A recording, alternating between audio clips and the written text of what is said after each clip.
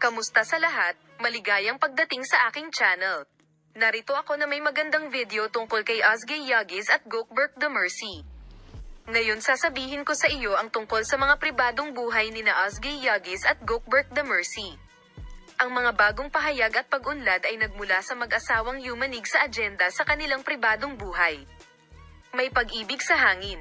Ang mundo ng entertainment ng Turkey ay naghuhumindig sa pananabik habang ang aktor na si Gökberk Demirci ay gumawa ng isang mahalagang hakbang upang patatagin ang kanyang relasyon sa aktres na si Özge Yağız. Determinado na hindi na siya mawala muli, nagpasya si Gökberk Demirci na gumawa ng isang matapang at romantikong hakbang pasulong at isulong ang petsa ng kasal.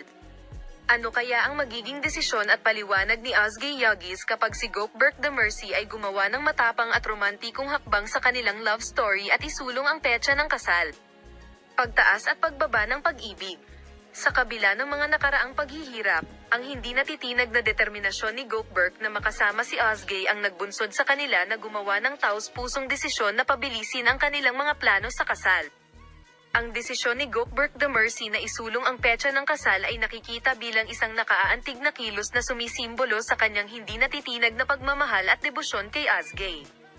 Ang hakbang na ito ay sinalubong ng sigasig at suporta ng mga tagahanga ng mag-asawa na sumuporta sa kanilang kwento ng pag-ibig, at ang determinasyon ni Gökberk Demirci na palakasin ang kanyang relasyon kay Özge Yağız ay nagdagdag ng bagong patong ng pananabik sa kanyang salaysay. Salamat sa lahat ng nanonood ng video na ito.